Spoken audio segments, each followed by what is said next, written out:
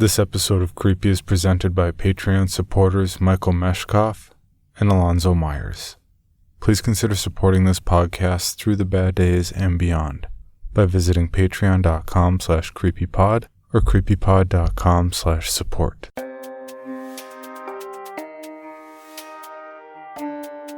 This is Creepy, a podcast dedicated to sharing the most famous, chilling, and disturbing creepypastas and urban legends in the world.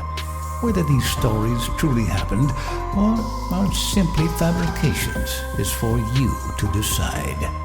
These stories may contain graphic depictions of violence and explicit language. Listener discretion is advised. Creepy presents The Bad Days, Day 29. He Waits for You. Credited to Lindsay, HackerOnHacker S. As the dead of winter approaches, you may find yourself alone at night, feeling isolated and abandoned in an all-too-empty bed as the night grows even bleaker. Ghastly shadows dance across the wall, the crying wind battering against your window, an ambulance siren in the distance, and there's no one there to convince you that you didn't hear those gunshots. There's no one there. No one there. But do not be afraid. He waits for you. Wait for the moon to hide itself, perhaps behind a gathering of clouds. Midnight is the best time to do this. Just close your eyes and hold your breath as you leave your bed. You may open your eyes once you exit your bedroom. Get dressed if you like, because you'll be leaving your house soon. Take nothing with you except for what you keep in your pockets. Then, drive out of town. Drive as far away from civilization as you possibly can. Eventually, the air will become still. Then a dense fog will form just a short way down the road. You will hear nothing but silence as you approach it. Let it consume you and your vehicle. No harm will come to you from it, I promise. Do not be afraid. He waits for you. The fog will lift. You will see a dimly lit motel, stranded and alone in the night, just like you. As you walk inside, notice that there is no one else there. The only sign of human inhabitants will be a small key on the front desk. Take these keys. Wander the corridors until you find the proper room. You will soon know exactly where it is, but you won't know why. Use your key to enter this room. Walk in and lie down in the bed. It's no more comforting than your bed at home. There's nothing but pure silence for miles. Death hangs in the air all around you, and it's so cold. You're still alone and frightened, but it's okay. He's frightened too, and it's just so cold.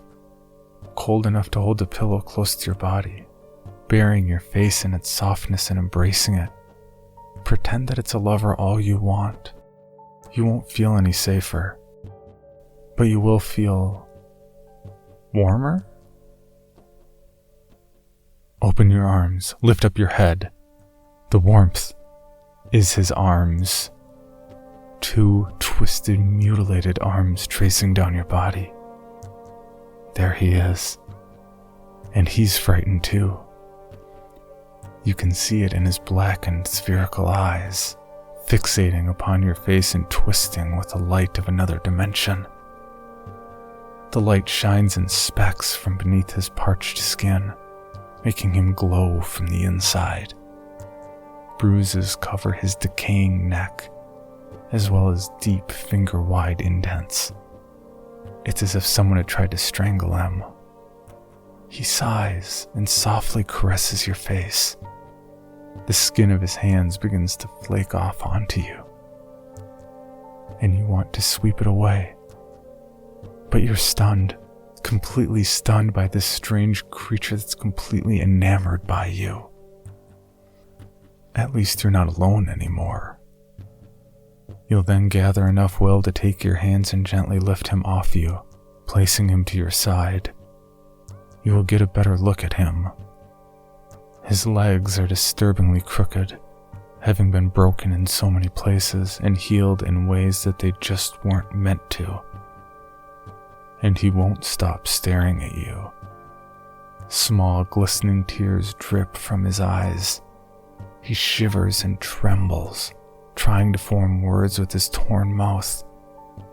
You can't tell exactly what he's trying to tell you. It doesn't matter for now anyway. He will want to touch you, to hold you, and to comfort you. Whatever pain you have ever felt from loneliness, whatever sorrow you may have felt in your entire life, he feels it. His tears fall onto you, and he lies back in submission. He will let you do anything you want to him. He knows that no matter what you do, it will never hurt him as much as what the others have done. It will never hurt him as much as the isolation he's felt in this motel. As you gaze upon his twinkling eyes, you may gain a sudden urge to mutilate him, to punish him for existing the way he does. But please, be kind. He loves you after all. Spend the night with him. He'll let you do anything, and he won't be able to speak. But be sure to leave the room before sunrise. He will do everything in his power to keep you from leaving. He will grab onto you, cry, and scream at you. Tears will keep gushing from his glowing eyes, disintegrating his skin even further. But no matter how much you pity him, leave. Resist him and leave. If you don't, you will be forever trapped and doomed to live the same existence that he does. Do not let him follow you. Just close the door behind you and lock it. You're alone again. Next thing you know, you'll wake up in your bed at home, sometime after the sun has risen. The events of last night will feel as if they were nothing but a dream. Everything in your home is where you left it last. Your car, your clothes, everything. Then, if you're lucky, something incredible will happen. Within a few days, you might just meet a new person. This person has everything you want, and it's as if they were made for you. Within time, the two of you will fall in love. You will almost forget the ghoul in the motel, and forget those glowing eyes staring at you. All that will matter is that you will be in love with this wonderful new person, and they will love you. But once they move in with you, things will grow progressively stranger. As you lie together in bed, you might hear a faint scratching at the door, and an all too familiar cry. But don't worry, your companion will keep you from becoming too worried about it. The next night, the cry might become a shriek. The scratching will become a pounding, and only you can hear it. No matter how hard you try to convince your partner of what you hear, they will only tell you to go back to sleep. And one night you will notice that the noises have vanished. Nights will be peaceful again, and it will just be you and your partner. But from then on, you will constantly look upon your lover's eyes. You will notice a new glow in their eyes, twinkling with the light of another dimension. Do not be afraid. He's waited so long for you.